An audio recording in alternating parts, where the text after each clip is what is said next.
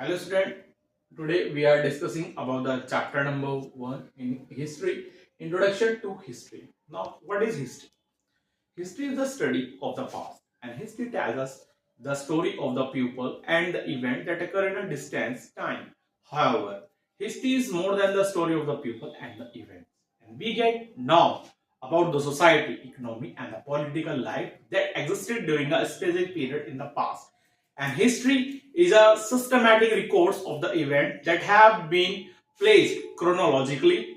It also an analysis of the accounts that have been meticulously recorded by the historian and chronicler. Now, prehistory. Prehistory is the period for which there are no written records. That means during this period there is no evidence of the written records, and we rely entirely on the archaeological sources to know about the life and the history of the people living during this period. And archaeological explore the excavated and study the remains to understand the history of the prehistory people and the civilizations. Why to study history? The study of the history is important for many reasons. First, the study of the history is important because it shows us the how things happened in the past and have been influenced our present and that have been power to affect our future. Now, the second is studying about the past help us to understand our roots. It's open our eyes to different types of cultures and societies that form our collective past, and we also learn the important skills, qualities. For example, we begin to realize how other people and think and understand the reason behind the actions. And now the third, history tells us about the social evils such as the slavery, caste system, hunger and poverty that were the place of the society, part of the society. Now the sources of the history. There are the two types of sources, archaeological sources and literary sources. Archaeological sources, the study of the material remains of the past. Archaeological sources including the building, monument, tools, pottery, artifacts, jewelry, coins and inscriptions. Some archaeological remains get buried in the ground and they are carefully dug out by the archaeological to study the historical period. Now, how to count years? The period before the Christ was believed to have been born is known as BC, and the period the Christ's birth is called the AD, and AD means Anno Domini.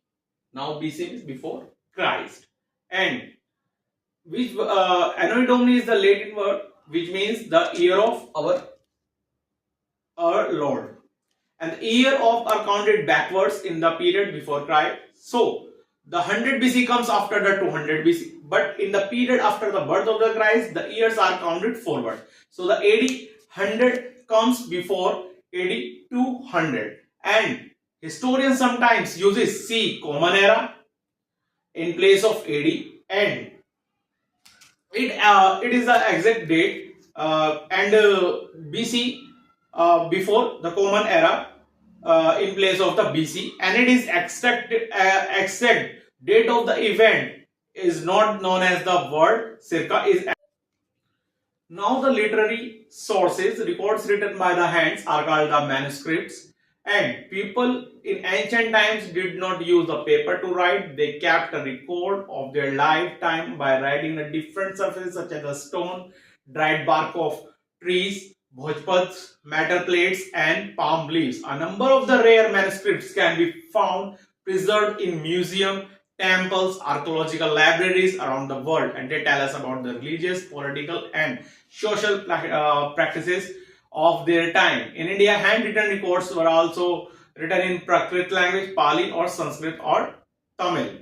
Now, religious literature text only tells us about the religious beliefs of our ancestors, but also through the light on their political, economic, social and cultural life. For example, Vedas tells us about how the Aryans come to India. The religious text of the Hindus, the Buddhists and the Jain provide valuable information about the Indian history, and the religious text of the Hindu include the four Vedas, the Rig Veda, the Sam Veda, Yajur Veda and the Atharva Veda, and the Aryanas and Upanishads and the Ramayana and the Mahabharata. The Tripitakas, Jatakas and the Mahabhasmas are the important Buddhist texts. The Angas are the religious texts of the Jains. Now the secular literature, writing that deals with just a subject other than the religious, such as the law, medicine, politics, come under the secular literature. For example, the Kodalya Arthasas lays